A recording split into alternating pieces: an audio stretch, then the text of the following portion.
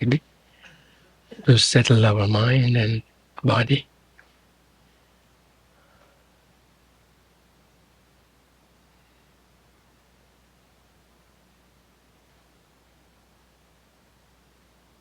Trying to bring your attention to the here and now.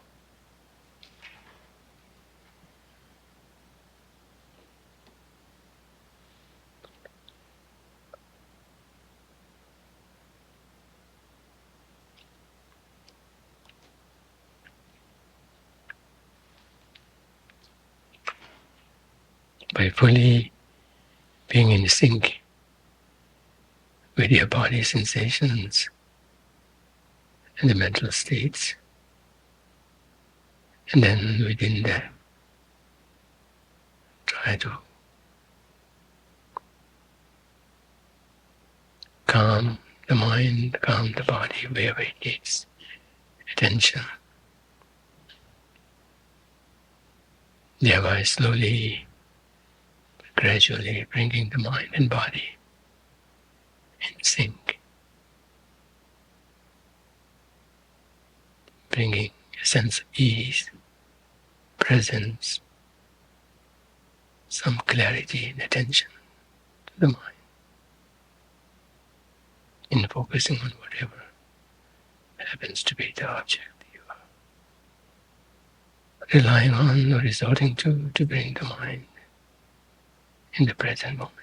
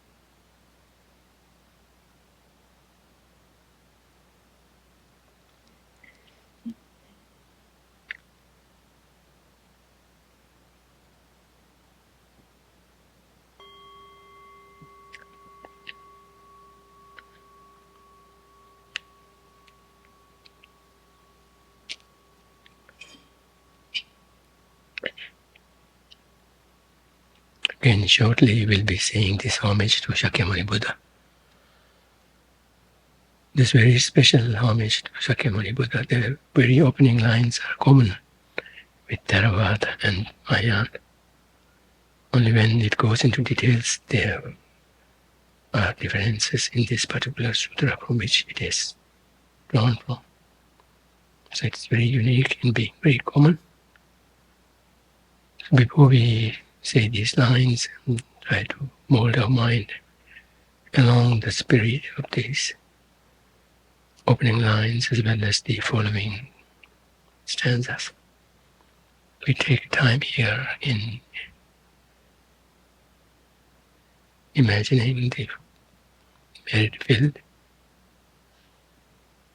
with Buddha Shakyamuni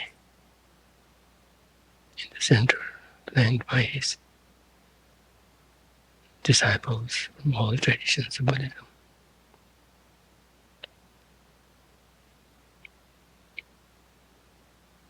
Think of them through their qualities. With the arhats, higher beings, bodhisattvas, flanking the Buddha. Think of their graded levels of achievement. At the very least, with a true cessation, led by a true path,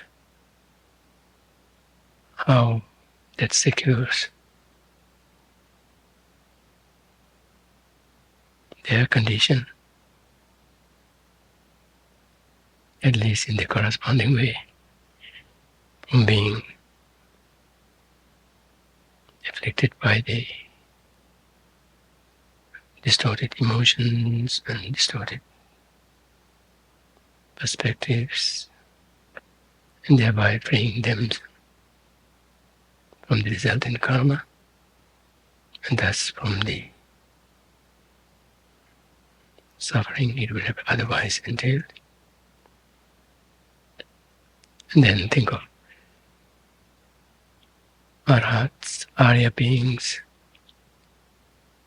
particularly the arhats, they fully become freed from the bondage of karma and the sufferings resulting from it. Think of their qualities of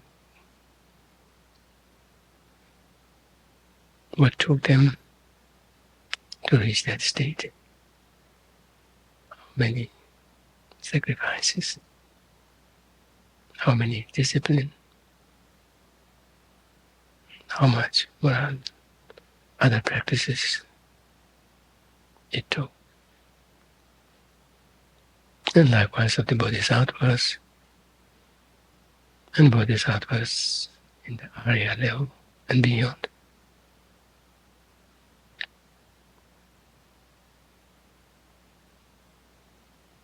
And then thinking of Buddha, the culmination of all the efforts going into disciplining oneself, particularly the afflictions, to the very root, the subtlest level of laxities, latencies, propensities.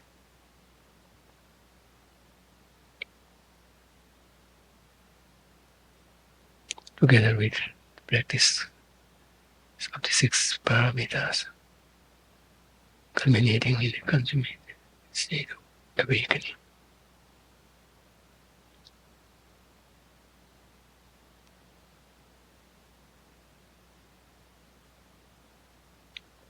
Look up to them as a role model to follow in their footsteps. Rejoice in the similitudes of practices that we ourselves aspire for, and undertake the practice on a daily basis. Particularly take joy in the fact that you are inspired by no lesser motivation than bodhicitta.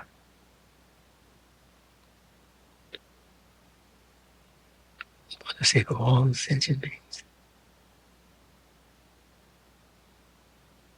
And these sentient beings we visualize being with us, along us, on our sides, filling the whole space around us.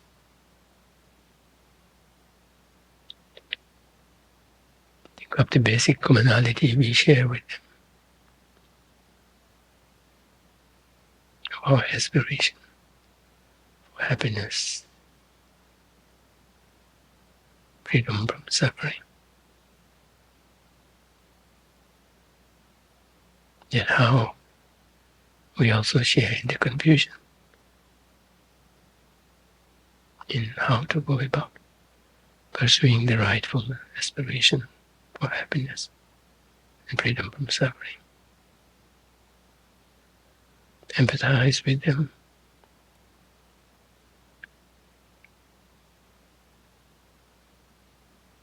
And then on top of this, think of our interconnectedness, of how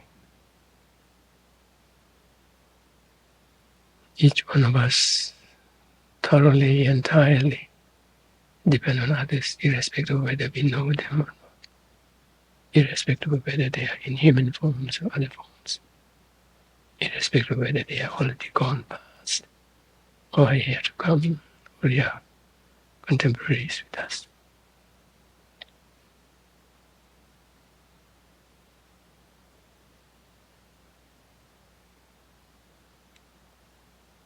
Feeling inspired by the qualities of the varied fields as well as moved by the condition that we share with our fellow sentient beings. That sense of compassion,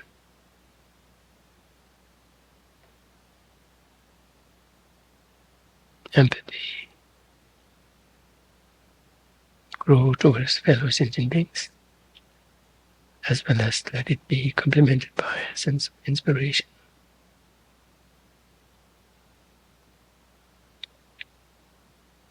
Coming from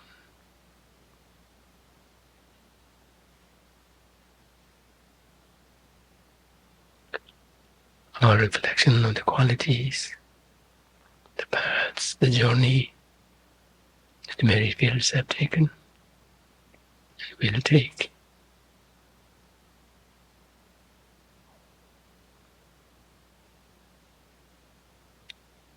Feel determined in the wake of these reflections to make the most of this session together in further enhancing our spiritual practice and taking it a notch further in our journey towards full awakening for the sake of all sentient beings.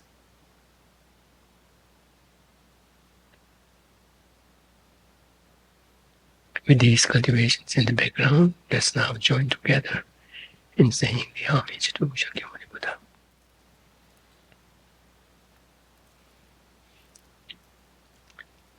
Sit for a while in that mental mode of bodhicitta.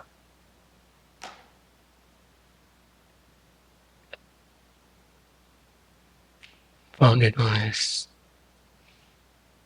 stable foundation of wisdom, compassion, empathy,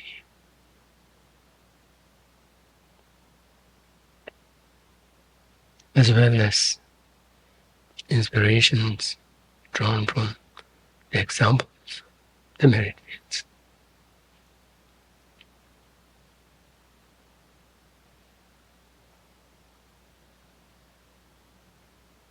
That mind of bodhicitta fill one's mental space, eventually spreading out into your whole being.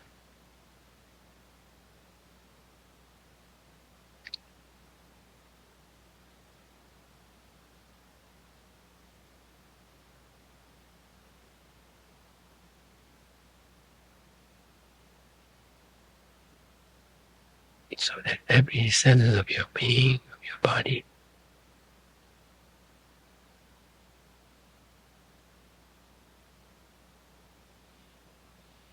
is drenched in it.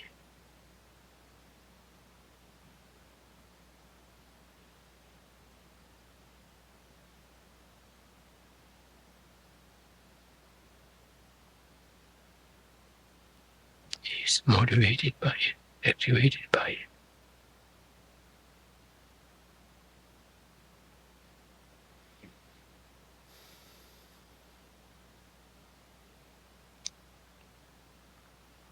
It's amazing how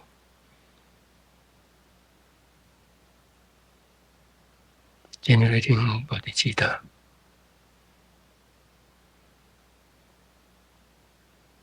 that expands to everyone without exception. Oh, that is such an opening of one's heart.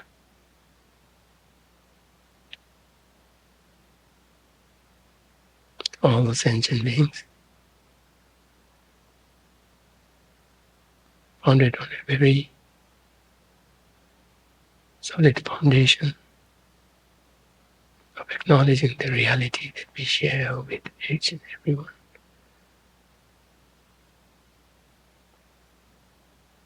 The conviction of which come from one's own experience, and then we extend it to all sentient beings.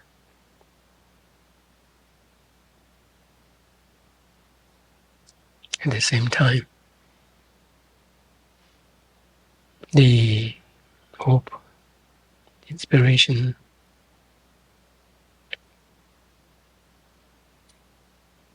and in some cases conviction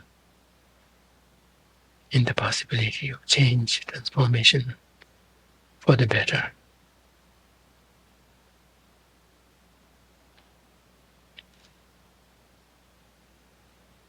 That this all enriched bodhicitta that we have just generated, make it even more magnanimous, more brilliant, more pronounced,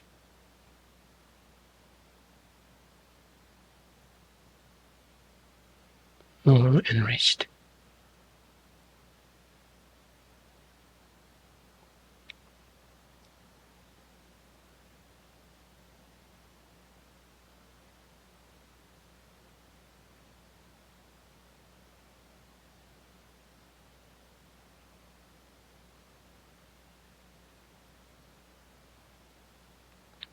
Generated to such an extent that yes, its active influence will last much beyond this session and will inform our actions in the coming times, thereby affecting our way of relating and dealing with fellow sentient beings.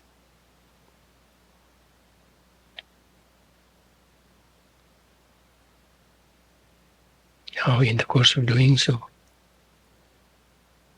our self-centeredness, self-grasping is at the receiving end.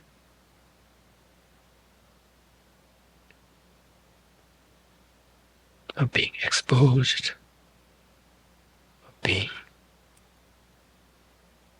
undermined,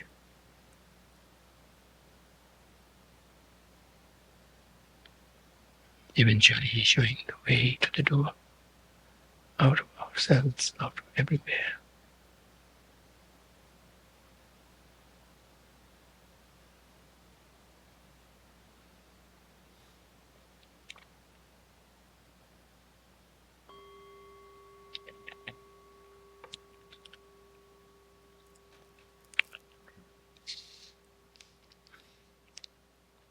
So welcome to this yet another session of SNBN. SNBN, yeah, it's amazing.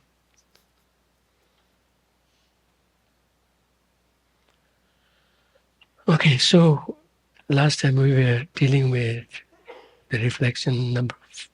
Yeah, we finished off with the reflection number 3. Now we are on page 283, reflection number 4. Understanding these points, feel confidence arise in yourself that yes, with effort and training, your mind can be transformed into a mind of a Buddha.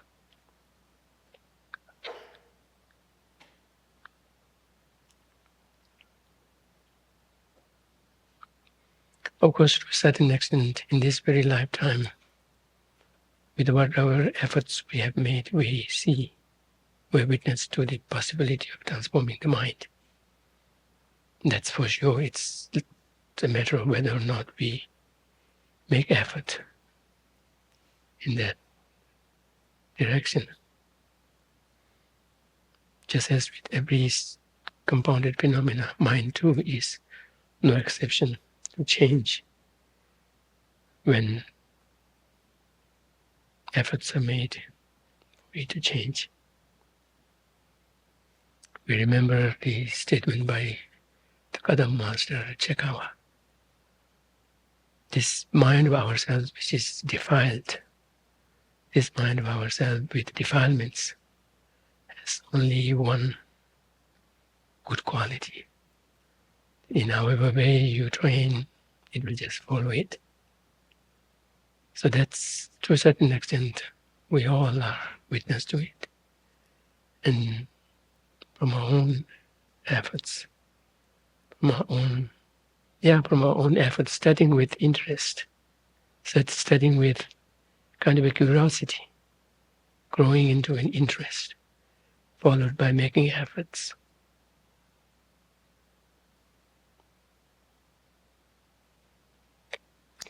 That's actually the journey that takes for virtues to be developed within us, beginning with a curiosity, followed by interest in testing it. And then eventually, when we begin to have a slight taste of it, we are then even more motivated, and we grow in our efforts. Now the question is, transformation into the mind of Buddha. There's a big leap from here to Buddhahood. Or, like His Holiness sometimes, maybe jokingly or maybe with seriousness, says, in a way it is not that far, but in a way it is far. So again, that's not a certain thing. It depends on. But we have to be realistic to our own conditions. I don't know about you, but for me, that's a big leap. These eons in between. But nonetheless, if we keep on trudging one step by one step, we can reach there just as Buddhas and Bodhisattvas, Arhats have done. And whether they have done or not is quite evident in the case of Buddhas as well as other Arhats, in their writings, in their words, in their sayings, of course in their conduct, in their own integrity.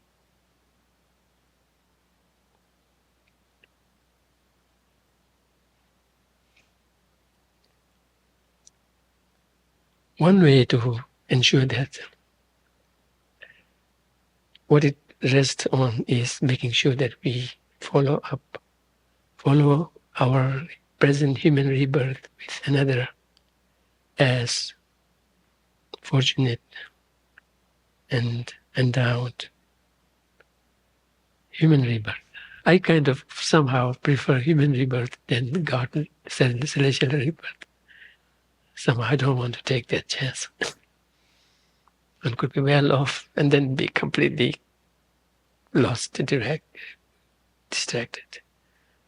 Then one would just fall off the cliff. So, and likewise, when we speak of precious human life, precious and life, complete with the freedom and fortune, we speak of humans. One of the conditions is as human, right? So one way to ensure that is to train in such a way that even if death were to strike, we were to encounter death in any given circumstances, we would be in a mood of always expecting it, and thus be able to pull up the mindset that would be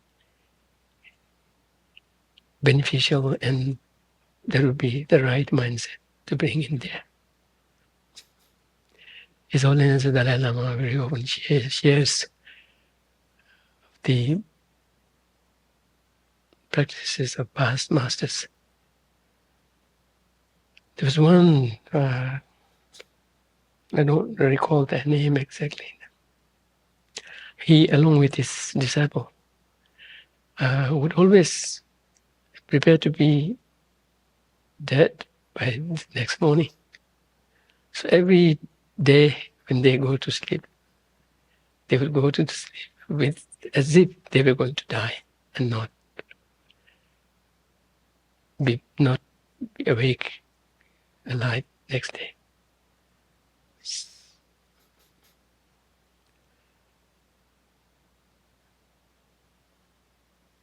Including putting their eating balls upside down, like that's not going to be used the next day. So not only merely being in that motion of doing so, but kind of mentally doing it.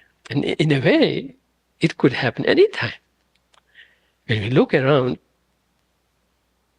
Most of the people don't think like that. And we think like, maybe it may not happen. It will not happen. But then it happens, right?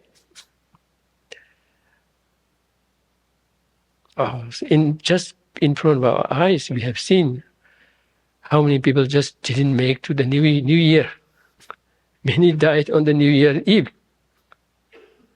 How come it happened with them, not with us? How could it not happen with us? It could, anytime. Like today, I was going to Newport. I said, maybe this is my last day. And being very aware that, yes, it could happen anything, but not let that throw oneself into a gloomy state of mind, but rather kind of think that as a reality, of possible reality. And thus kind of garner the mind strength around that awareness in kind of making sure one goes into it in a not just calm, peaceful state of mind, but virtuous state of mind. Now, we have been into these studies, practice for such. We can't just settle for calm, quiet, easy state of mind. We can do better. We know better in terms of what to pull off. So try to kind of go into it in a state of bodhicitta, complemented with understanding of emptiness, interdependent nature. And when we think of bodhicitta, it is in a way one state of mind, but it is much more than that. It encapsulates so much. Just think of how to generate bodhicitta. All of that kind of comes to fruition in bodhicitta. And bodhicitta has to retain all the forces of all the, preceding cultivations. It's not that you cultivate one and then leave it, forget about it, and then you cultivate. You get nowhere. There's no such thing as bodhicitta. You get with no compassion, no renunciation, none of those qualities together with it.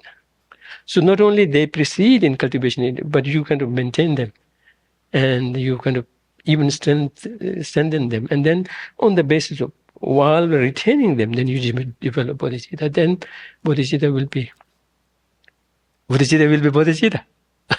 Otherwise not. Nobody has an exception. Nobody has a concession.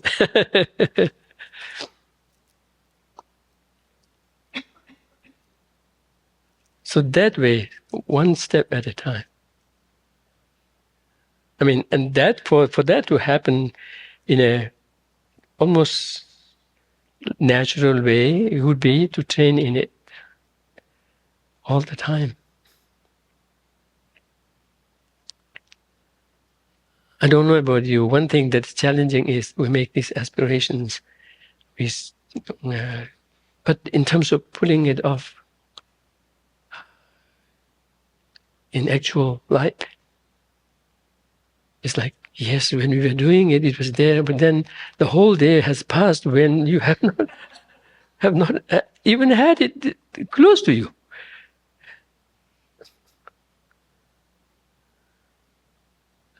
I'm thinking of the six recollections.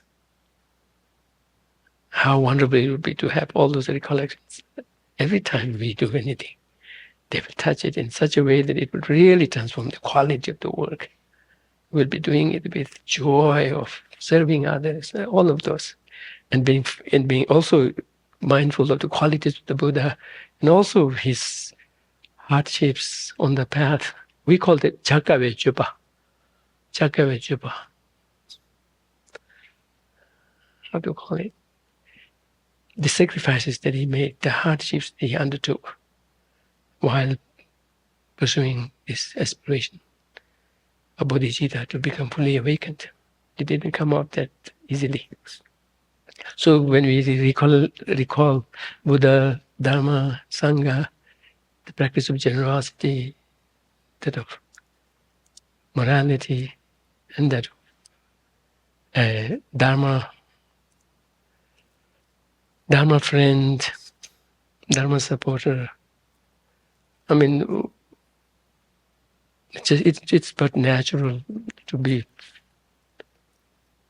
partaking of those qualities within them, and then kind of bringing it into our action, touching our action, words, everything with those inspiration, with those, what do you call, integrated mixture of good qualities.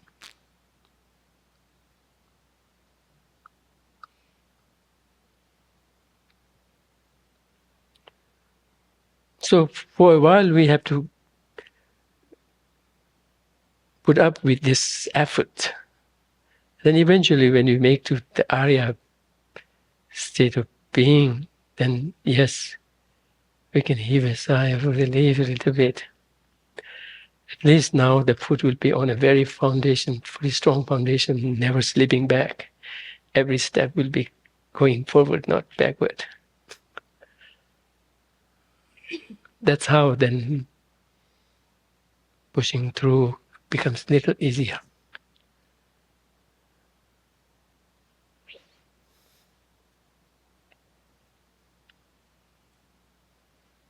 But the initial times, until the first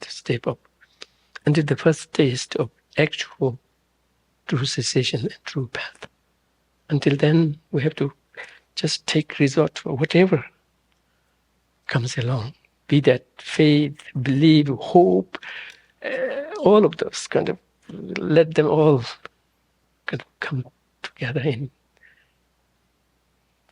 keeping us on the track. And then once one reached this, the path of seeing become Arya, one would have tasted experientially, personally, the actual true cessation and true path. Thus, even the Maras reach. Mara will be off limit of us.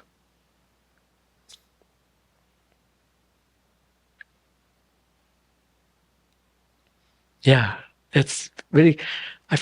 When I saw that, I said, does it have to wait until then? Mara, particularly our own afflictions, but even in the sense of someone who maybe, I mean, sentient beings are so different. Some take interest in harming others, right? Putting it obstacles. I mean, it's just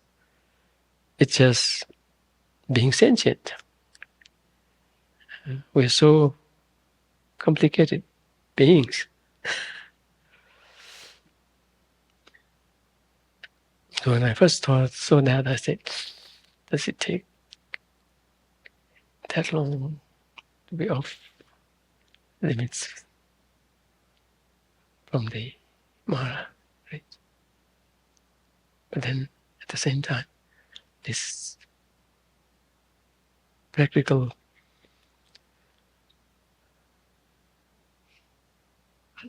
means of kind of keeping our every moment in check and kind of making special effort in bringing along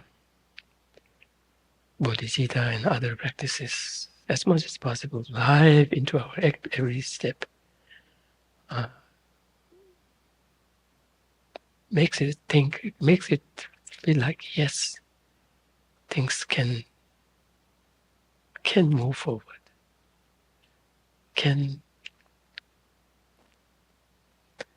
one can make it possible, one step at a time, one life at a time, to be reborn into fortunate, endowed human rebirth. And then under the force of the acquaintance, familiarity things would come much more natural. I mean, there are practices, even with bodhicitta, how to make it, because bodhicitta, on the basis of bodhicitta, we take bodhisattva vow, and the vow is until awakening. So literally, we have them over lifetimes. And then there are practices by which we could enhance it stronger, make it stronger, so that we not only have it in principle or in theory, but eventually actually meet with conditions by which we could bring it forth live into our lives. And that's what usually very often I'm reminded of this story of Mongolayan and Sariputra meeting with, I think, Dadul, was it Upali or Ashwajit? Ashwajit, I think, is Dadul, yeah. Just mere mention of things come from conditions. And the things come from causes, the conditions, causes were revealed by Buddha. And so are cessation taught by Buddha. And what it takes. Just mere slight mention is enough, condition enough to bring all those memories back. Like eons of learning back in the second. That's the quality of mind. And to a certain extent, we can all testify to that. Not necessarily in good qualities or whatnot, but in terms of how so many of the mental habits come so easy. All it takes is just for someone to do it, and then yes, boom, you already know. Yeah, now I know. Just leave me alone. I know how to do it. Yeah, we have many instances of this, right? I mean, take the case of interest in Dharma. Take the case of how we vary in how much of a difficulty or not we face in understanding one particular thing or not, etc., etc. Speaking of which, I wanted to touch on this previous question. I don't know. I addressed it last time, but I didn't get to check whether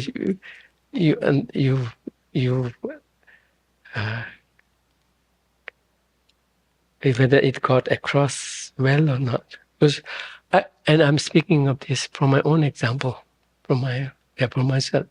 When I was in the school, in the Tibetan refugee school, we used to have a separate religious instructor back then. Now they are called philosophy teacher or something like that, to kind of make it more secular. Because in the school, students who come are not necessarily Buddhists. And so the hope is for them to not kind of teach Buddhism per se, but morality, good conduct, and based on common sense, scientific understandings, findings, to the extent possible. But back then we used to have religious instructors, mostly Geshes and Khenpos. Wonderful, wonderful teachers. Wow. So when I sat through those classes, every time the teacher would touch on the refuge. Say Buddha is the refuge as a teacher, infallible teacher, Sangha, infallible company, but the actual refuge is Dharma. Then I would listen to the actual refuge. Okay, actually, the true truth, cessation, true path. It's so abstract to me at that time. I've been waiting to know the refuge that will really actually protect you. But then when it comes to sharing it with me, I'm left with nothing. I didn't retain anything. What? Cessation? What in the world is that? Particularly when we use this Tibetan term called Den, Lamden, and I'm lost. They're so abstract. But then when I came to dialectic school and pursued Dhamma studies, began to think of what are the obstacles to our peace and happiness, what is the root of it, and then what is the antidote to it. Then you match the antidote with this, and then you begin to make sense. You make sense of, oh, okay, this will be the path of seeing, or this will be the true path. And when you deal with it with this kind of antidote, which is diametrically opposite to how this mistaken perception is holding, there's no way but for it to be affected and undermined. And then eventually, when you persist in it, yes, it can get lesser and lesser and lesser. Yes, you can at least think of the cessation of it, part of it.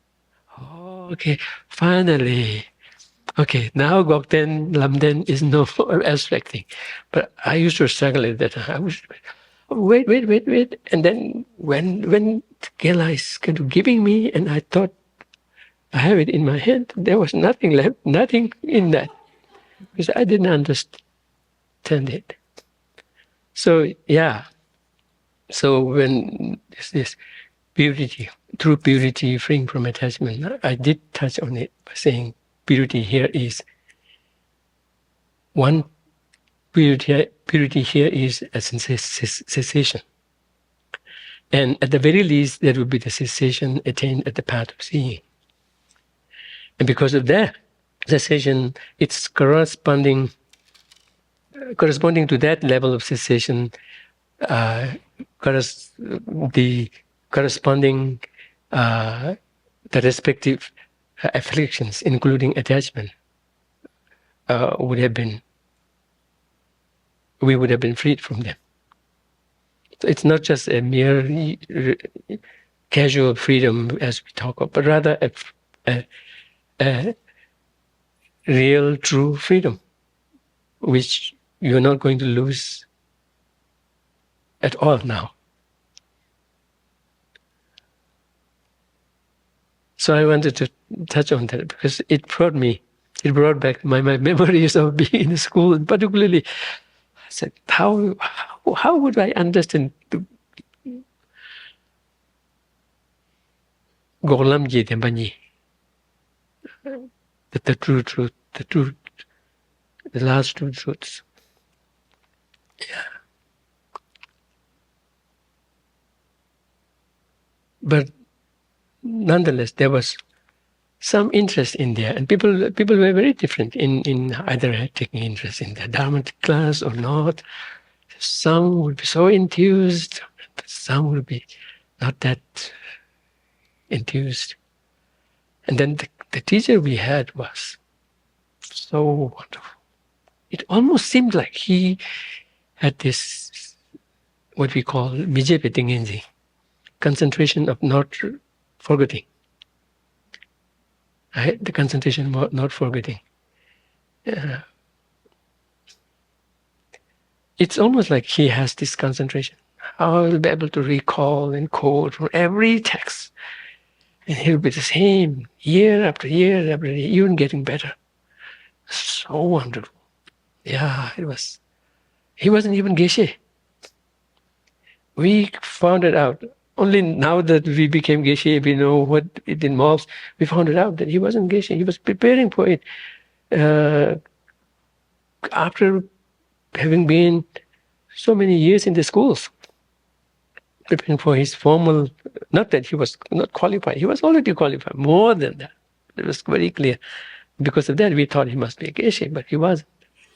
Eventually, after having spent so many years in the school, eventually when he got some time, he went down and sit for a formal exam. So was the case with the main principal teacher at the dialectic school. He wasn't Geshe at all for his whole life. So when we refer to him as Gen Lobsang Gyatso. Others would say Geshe or not, but it was Gen Lobsang Gyatso. He was well qualified, far beyond. Likewise, I heard is the case with Lama Yeshe. Lama Yeshe, he deliberately skipped. Yeah, with that kind of a confidence, we can make a sense, yes, how skipping that would even be better. But for some, it can be a trap also.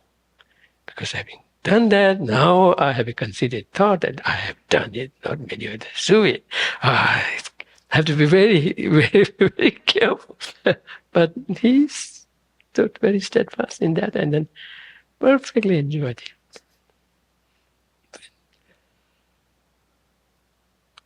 Yeah, so transforming it into the mind of a Buddha, I will think of how it will hinge on making sure we have fortunate human rebirth, one life after the other.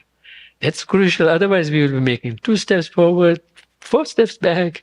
Who knows, in between so many eons? Oh, that's exactly how we might have been in this condition for eternity. For eternity going in the past. Yes, this leads me to the other question also. I think there is an assumption embedded, an assumption underpinning there. I may be wrong, but I cannot posit a reason for why some beings would progress more quickly along the path than others if we have all done everything. Everything, quote unquote, samsaric. Everything samsaric. Not necessarily everything beyond samsara, no. There are so many things we can think of. Now we know how many things we have never even touched, even thought of in the past, in the eternity going past, right? And for sure, part of seeing we have never had. And he's still not with us, not with me. I don't know for you. So I think done everything samsaric. Even there is also no guarantee. So I think that's where the problem or the difficulty in reasoning lies. I think I may be wrong. There is an assumption here that everything samsaric, we should have all done it and done it equally. There is equity, equitable distribution. That is, I think, not necessarily the case. Some could have spent the majority of the eternity into godly beings, some into human, but maybe once or twice in just about everything. But there is also no guarantee. We have been tossed, right, by the force of karma and afflictions. And depending on what the karma and the afflictions we have, we will toss there. It will not say, now you go there, you haven't been there, go there. No, what about this place? You have never been there, go there. That's not the case. So the probability is that we might have done everything. But when it comes to possibility of not having done anything, something, that is not denied. That is not, possibility is still there, that we could have skipped. Even in this past eternity, we could have skipped being in that place, being I mean, that brings the question about whether everyone has been your mother or not. There also we have to think very practically, clearly. It is possible that we might not have bumped into one being, at least up till now. Who knows going forward? The possibility is there. The probability is very little. We have a saying in Tibetan, Sita Gagba. Possibility is not completely, what do you call? Not completely eliminated, yes. just barely not eliminated.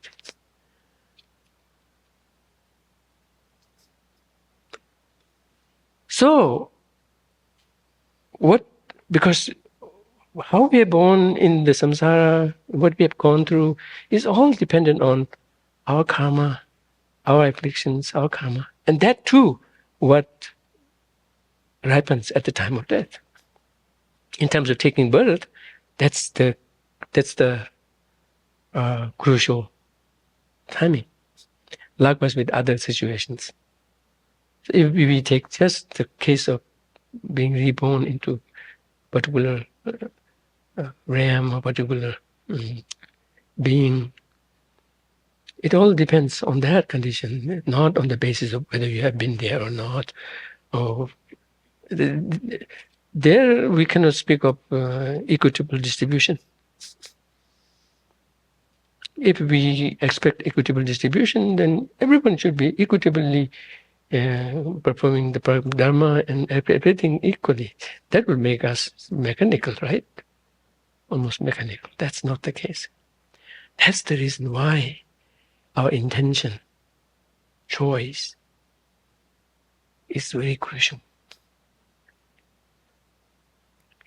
In the case of sentient beings, the difference is because of what we choose to do, how we choose to spend our time, what we choose to direct our attention on, spend our time on, etc., etc., etc. Of course, there will be conditions, factors influencing it, but nonetheless, the crucial timing is when you make the decision. And that could be coming along like this, and at the very moment it could go like this. That's the reason why in the scriptures it speaks of when we speak of interdependence. There is this expression, "Kyenyi dipasam." I've heard Geshe Dadul also make it sound the way I heard, which is, it's not that something is coming along and forms for long it has been determined. It's like moment by moment. Until the very previous moment, things could change. And in our case, that change can be affected strongly, so strongly, by our intention, by our choice, by our interest, where our interest is, what we care to do. So Kyenyi Dipasam is sometimes made to sound like whatever things are is because of whatever conditions it has just met. I'm saying just met, not from long ago it has been determined, destined to, but it could be affected by it. But in terms of what it becomes, it's very much strongly hinges on what the very immediate previous moment has been. Until then, the room for change is always there, not between the immediate cause and conditions and itself. Now there is nothing in between; it cannot come. Until then, change can come.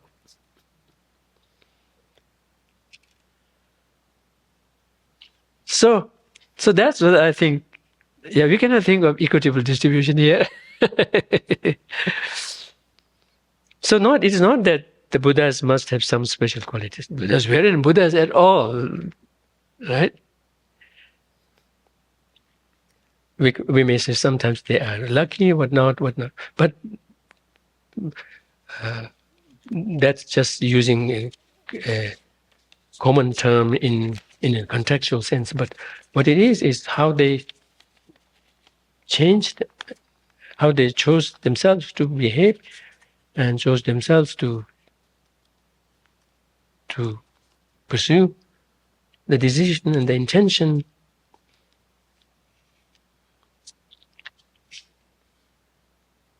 And then there's this question, the question of why consciousness is able to take up and reside in this formulation of earth, water, fire, wind, but not other combinations. What are those other combinations? From a Buddhist perspective, all combinations are formed of earth, water, fire, and wind. when we speak of external conditions, those are the formation, then the forming factors. It's not that they become the forming factors for only those with life and not inanimate.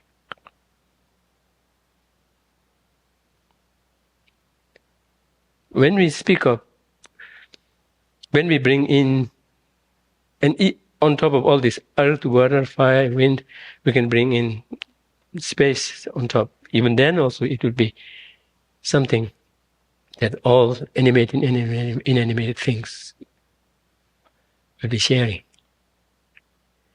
From a Buddhist perspective, they will be sharing in those as the building blocks. Now, when we speak of, so that includes life. So the question, interesting, the question of life, which we do not usually speak of in the Buddhist context as much. Life and sentient is different. So what makes non-sentient life life?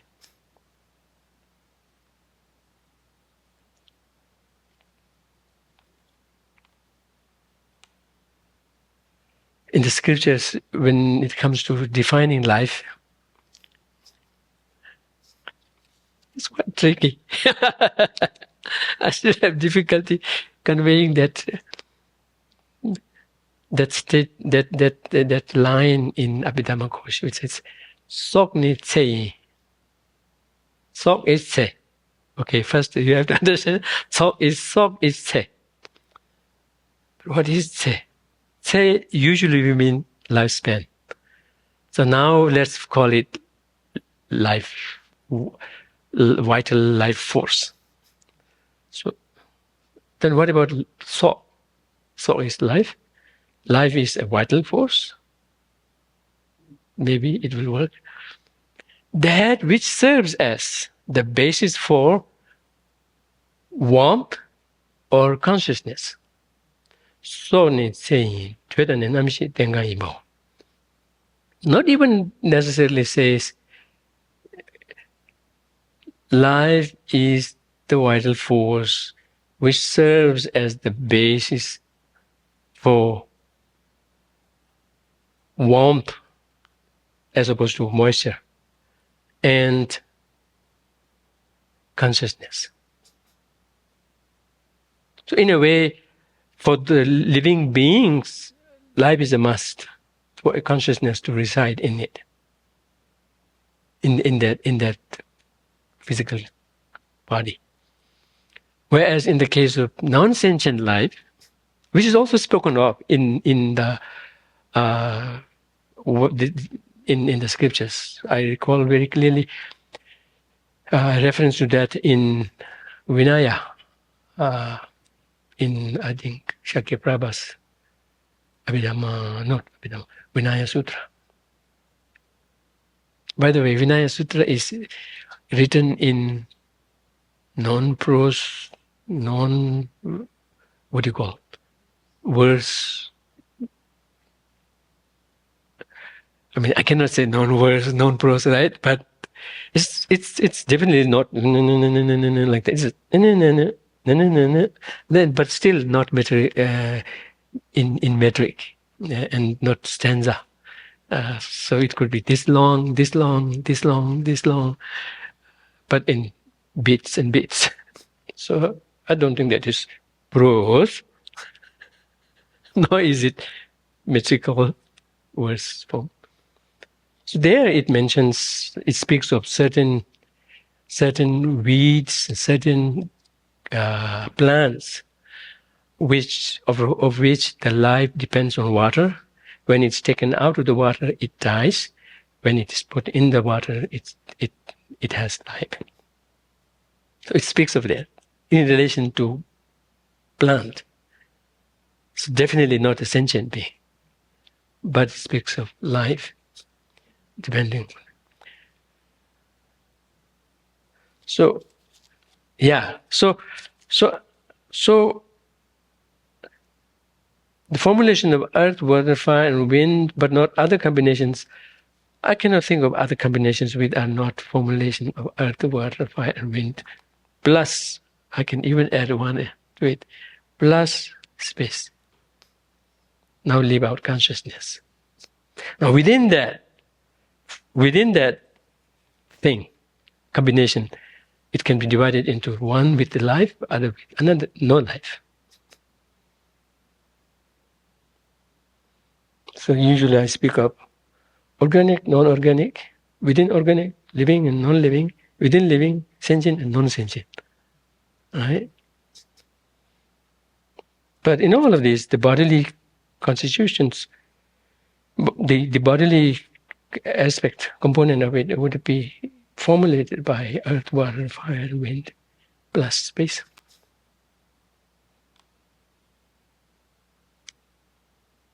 But now, consciousness resides in such a formulation which is capable of sustaining a consciousness for which there is the need of life, which is the vital force that serves as the basis for consciousness, and warmth.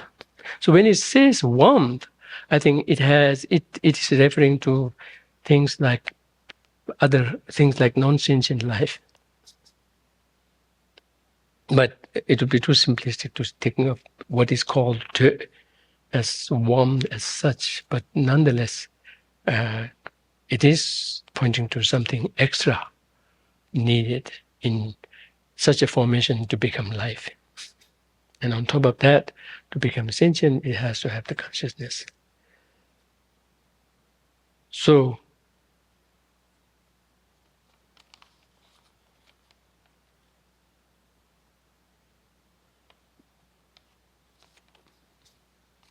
but then,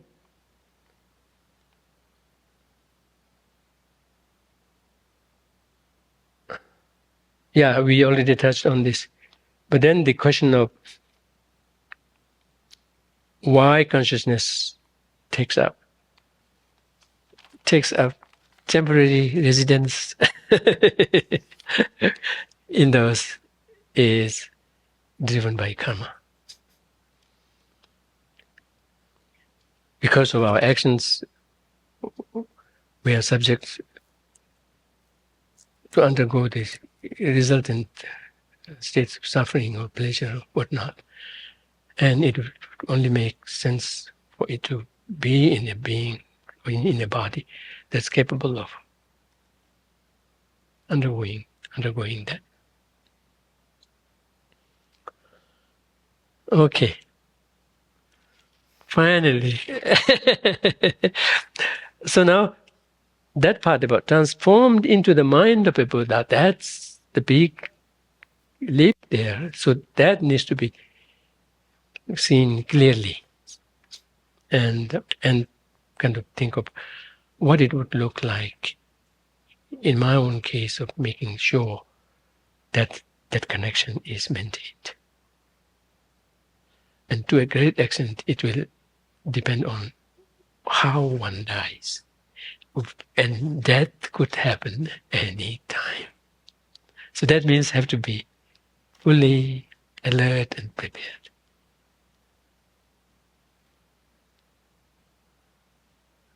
Be that by taking resort to prayer, all of this, but at the same time, by the force of them, not let any let up in one's actual maintenance of a viable mental state of mentality all throughout.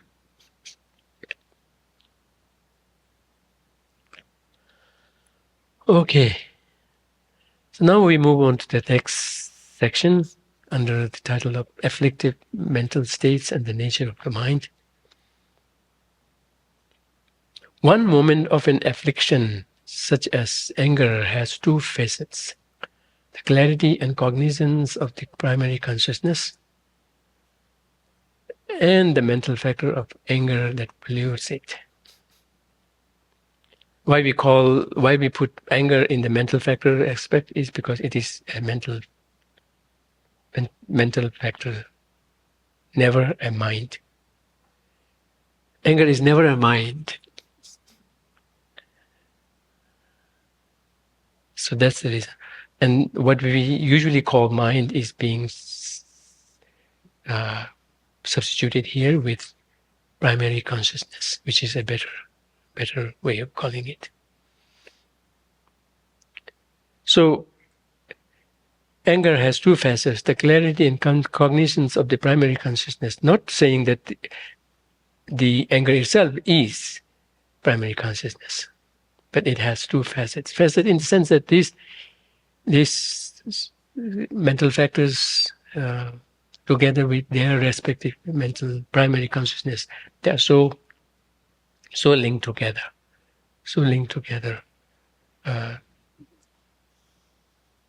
and each affects each other.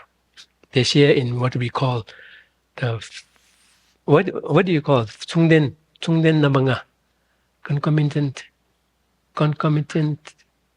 5 what 5 no 5 concomitant factors. 5 aspects of concomitant relationship. Yes. May I ask, wouldn't the anger also be clear and cognizant? It seems like there's this statement is separating the two, as if the main mind has the cognizance and clarity, but the mental factor of anger doesn't. I see. Yeah, if that's what it's conveying, then that's not quite everything mental, be it what we call mind or mental factor, all share in this quality of clarity and cognizance. They all share in it. But maybe it is for the convenience of touching the topic in making the point. I think it comes later. The clarity and cognizance, because when we generate anger, it has already taken a particular form, be that in respect of what object it is observing at, what kind of apprehension aspect it has taken on. It is very particular.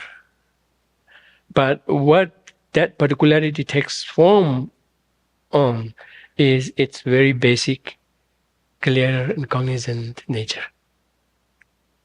It's like the glass ball, what do you call it? The paperweight, right? Clear paperweight, when put on a dark base, it will take on that dark color like that.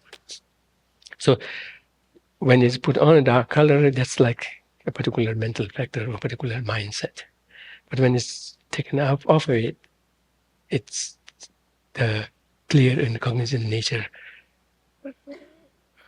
amplified or kind of pronounced. But when you put it on the dark base, it still maintains its clear and cognizant nature, but now the clear and cognizant nature is kind of directed towards a particular object and aspect, apprehension aspect.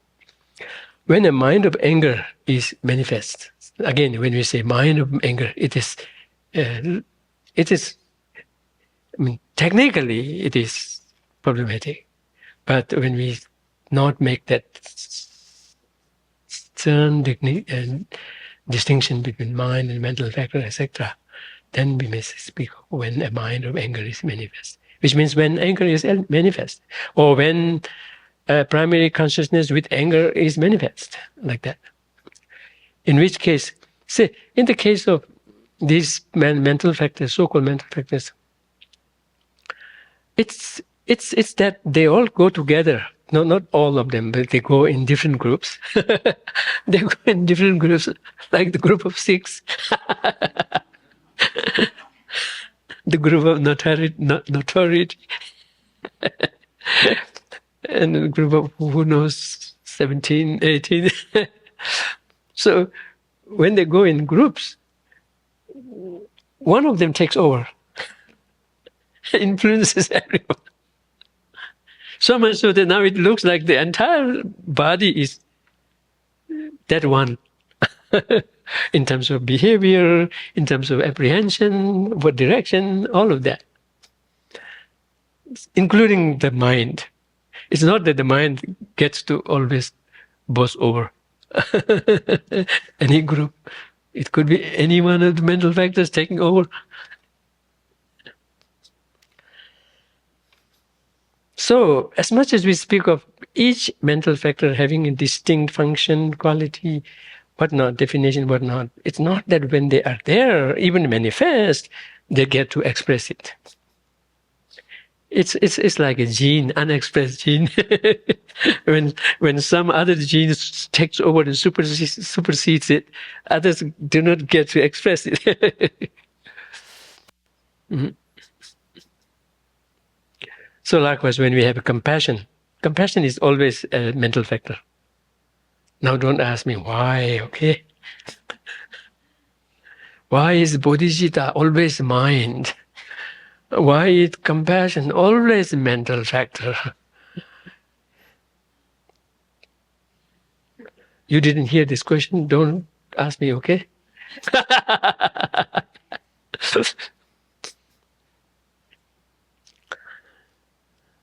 When time is right, which is when I know, then I will share. Until then, no questions. So, when compassion arises, the mind, the so-called primary consciousness, right, together with all of its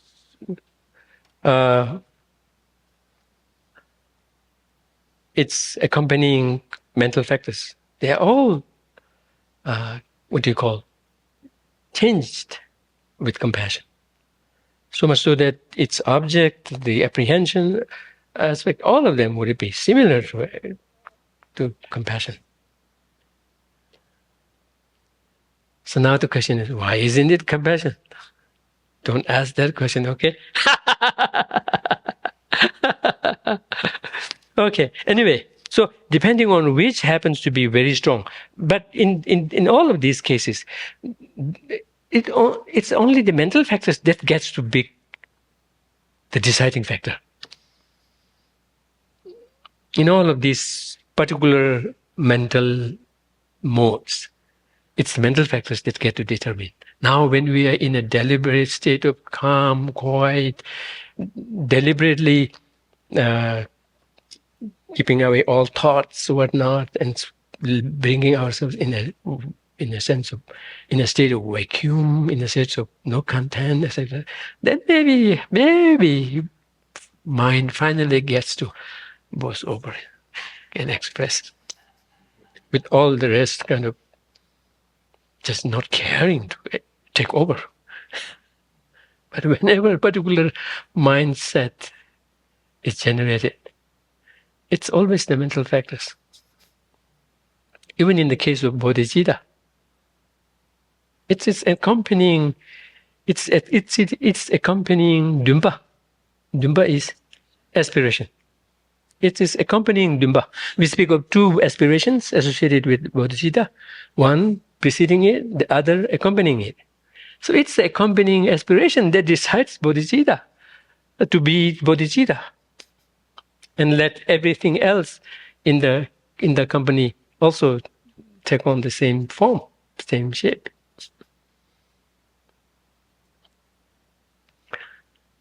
Now the question is, no, I will not ask the question because I don't have an answer for that. So then the question is, when we generate bodhicitta, is it the mind bodhicitta that is fully active, or the mental factor of the aspiration that is fully active? Have they both finally decided to sit on the same seat? Maybe with bodhicitta you can understand. It is kind of understanding to the dumpa, and the dumpa is understanding to the bodhicitta, and both say, okay, let's go along with.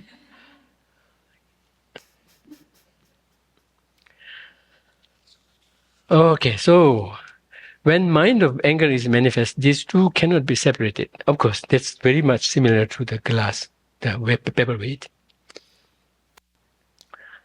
Does that mean that the clear and cognizant nature of the mind is defiled at that time? Not to its core, but to a certain extent. Or at least you can say that mind is a mind with defilement. But how deep inside it does it go? It's a matter of discussion here. It is with the defilement, but to what extent is it with the defilement? According to Sutrayana, from the viewpoint of the primary consciousness and the mental factor of anger, from the viewpoint, according to Sutrayana, from the viewpoint that the primary consciousness and the mental factor of anger are concomitant in that single mental event, it is said both are defiled. They are both with defilement, and they are both defiled, but not to their core. Because they are defiled in the sense that the very nature of clarity and cognizance is obscured, is defiled, is obscured. But not to its core, right? But not in its nature, but temporarily so. However, this is not the whole picture, because anger can be extracted. Now, when we speak of anger being extracted, now the question is anger being extracted, anger as a mental factor being extracted from that group? Or how? How does that extraction take place, or look like? When anger is extracted, it would have to leave behind its clear and cognizant nature. It cannot take it with it. It cannot say, I own it. No, it didn't own it, and it would never own it. So the extraction would have to take place in some other form. Not by getting to take the clear and cognizant nature with it. It cannot get away with it.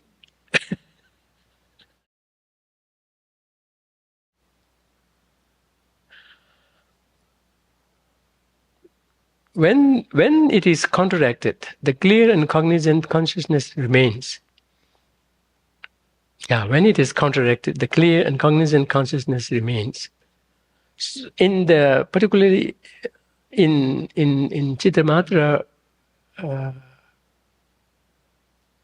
tenet, I think in the more orthodox school, that of Lunggi Cherang, following the sutra, they speak of the five, like one hears in Vajrayana also.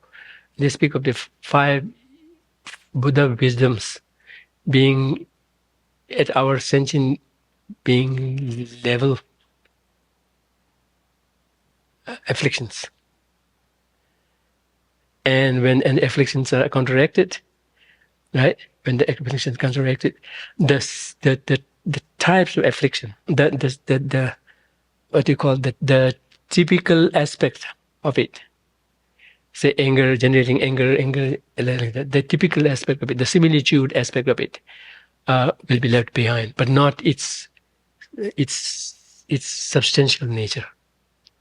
Even in the case of consciousness, we speak of Rik Gyun Ze Gyun. Gyun is continuum of the type, continuum of similitude, and the continuum of the substance. It would have to. So when the counteraction happens only at the level of the similitude continuum, not at the level of the substance continuum.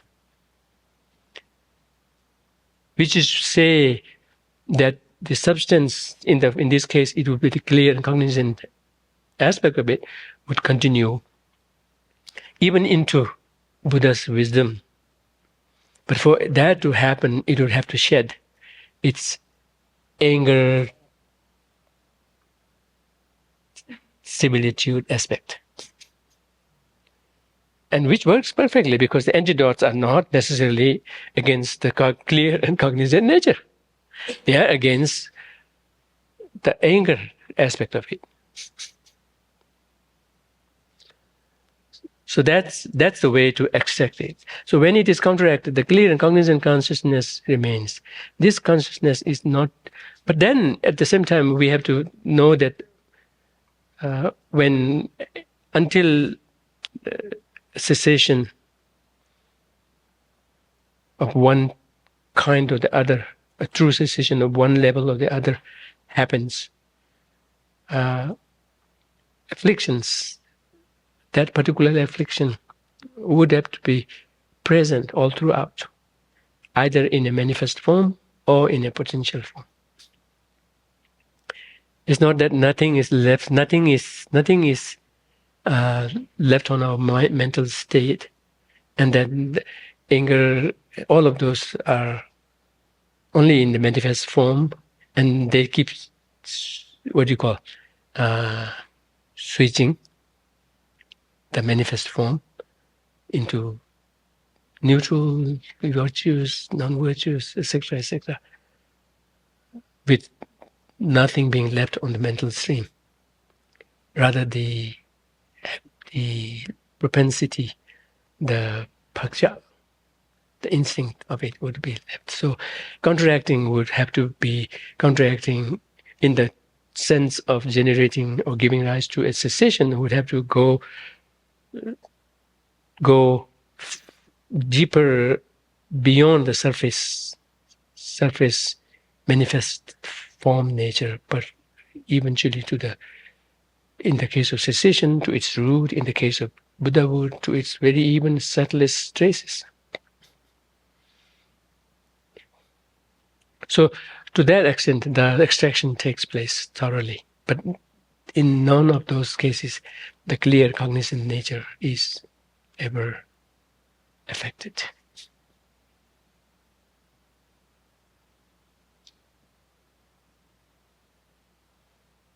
This part is very crucial. So that's the reason why His Holiness emphasizes on certain techniques by which we could encounter and come to contact with a clearer cognizant nature, with almost no particular content in the mind, but still be able to feel it. That would be the clear cognizant aspect of it.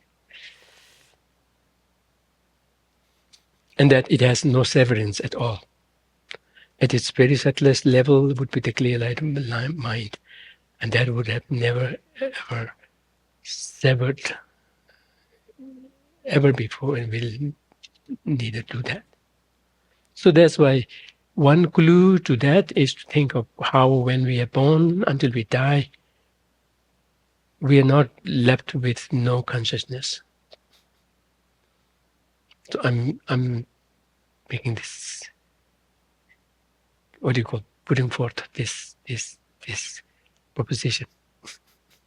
Even in the case of those who are in comas, whatnot, at least those who come back, they tell a whole lot of stories. A lot is going on, but on the outside, they are just vegetative, right? Vegetative in nature, not this. I mean, there was a story of someone who had been in that coma state for several years and then eventually came out. And then had all these things to tell. Whereas to the other people, all it looked was just a lump of flesh with nothing responsive to the environment. But inside, core within him, he was conscious. Not to the external world, but to himself. And then when he finally got out of it, I mean, when you look at how he got out of it, it's so interesting how mere conditionality can affect.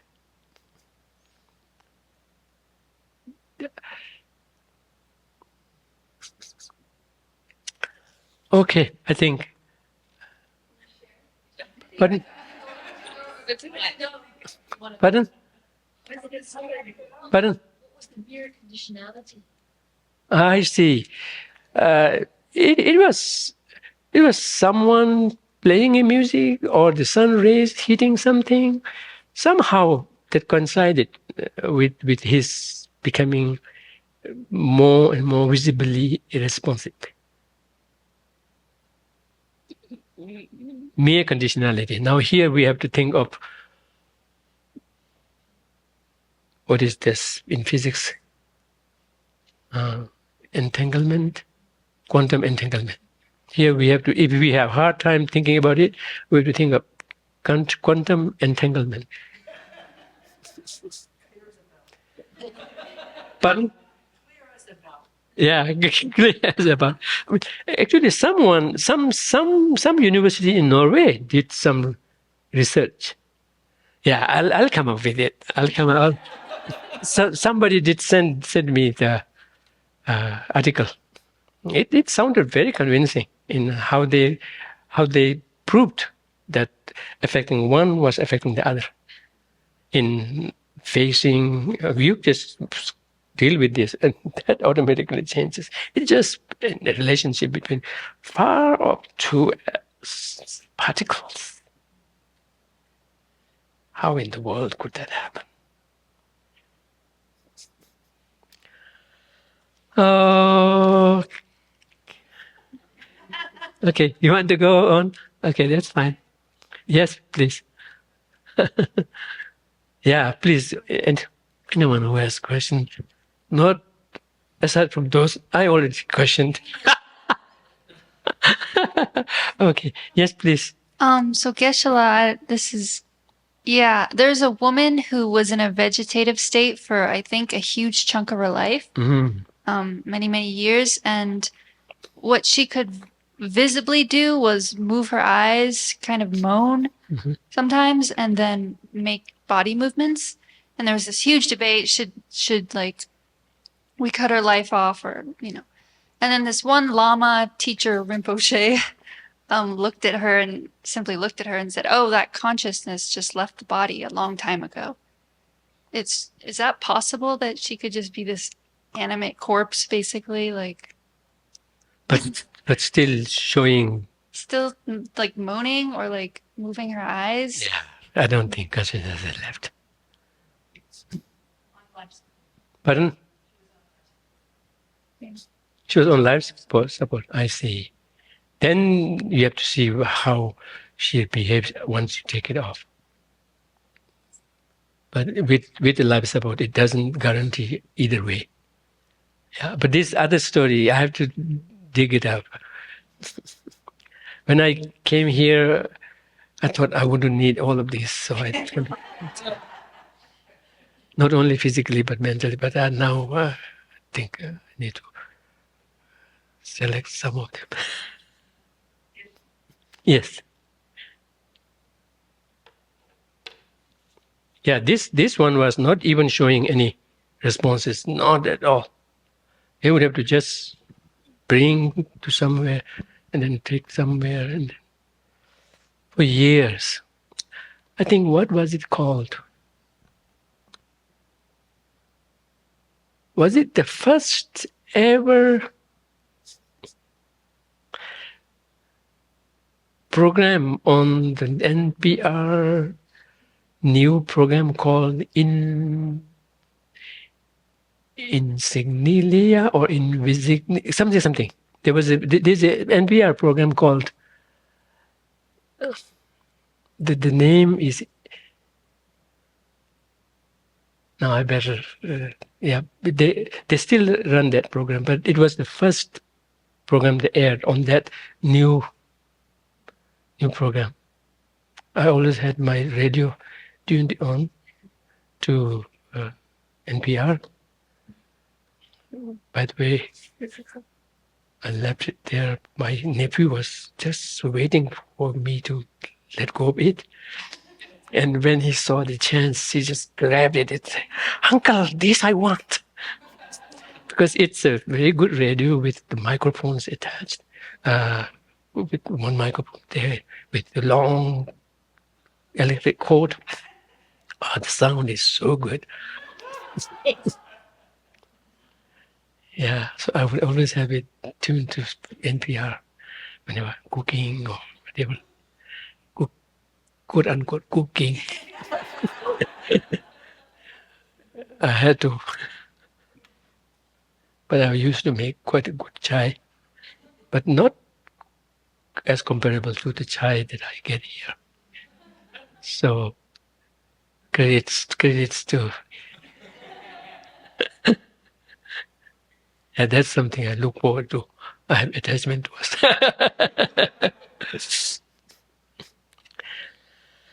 Oh yeah, yeah, Invisignilia or something like that. I think it is Invisibilia something. There's a program called that. Maybe. It sounds slightly familiar. I used to listen to NPR radio a lot. Oh, okay. Maybe you've heard of it, but I didn't listen to the show. Okay, I think the first program they ran is on this person. Yeah, so it's similar, but to know whether the consciousness has left or not is very difficult. Very difficult. Very difficult.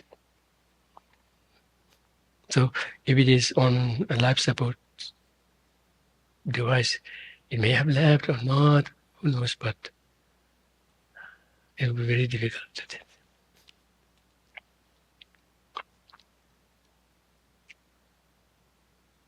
Okay, so yeah, the consciousness that is clear and cognizant is said to be pure, while the mental state of anger, which cannot continue on to awakening, is afflicted and adventitious.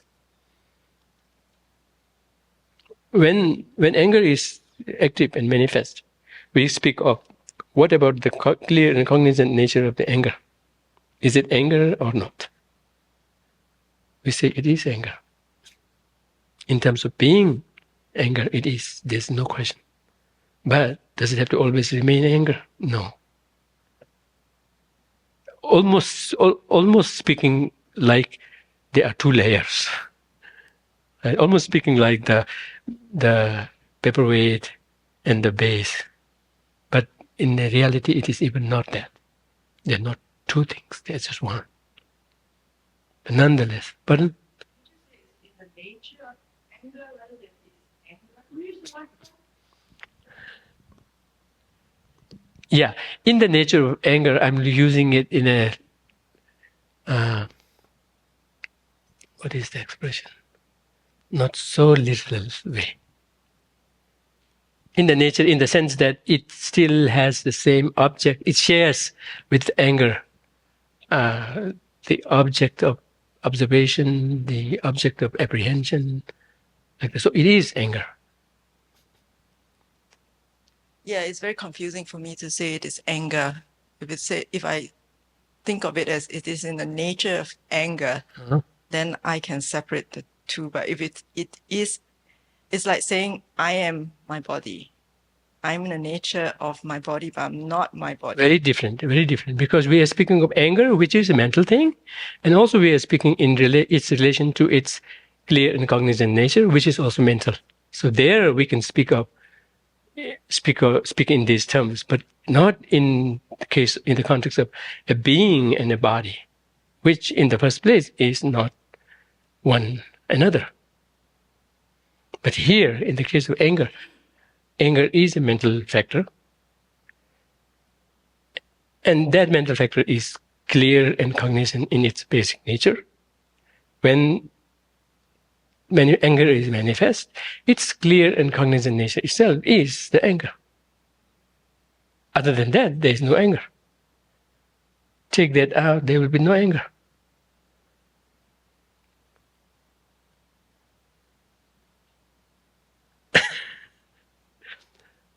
But then the counteraction takes place by dealing with not the clear and cognizant aspect of it, but dealing with its particular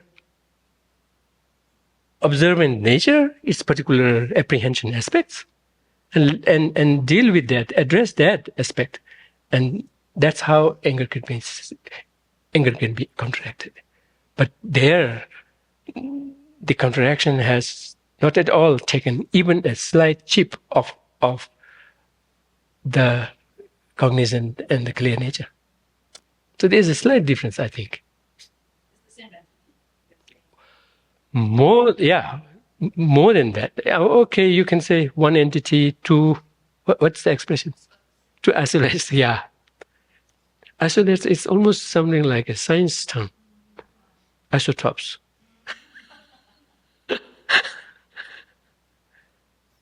Yeah. So, yeah.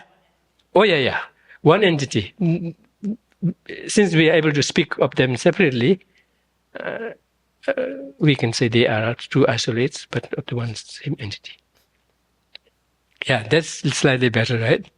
Okay, yes. That for sure is.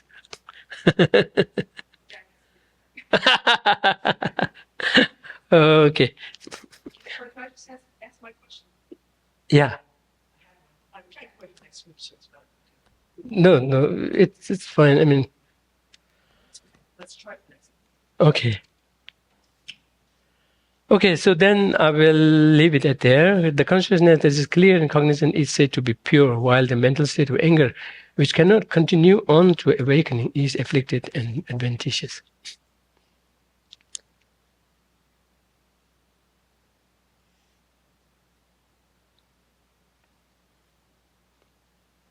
Yeah, I think we'll leave it at that note. That afflictions are adventitious.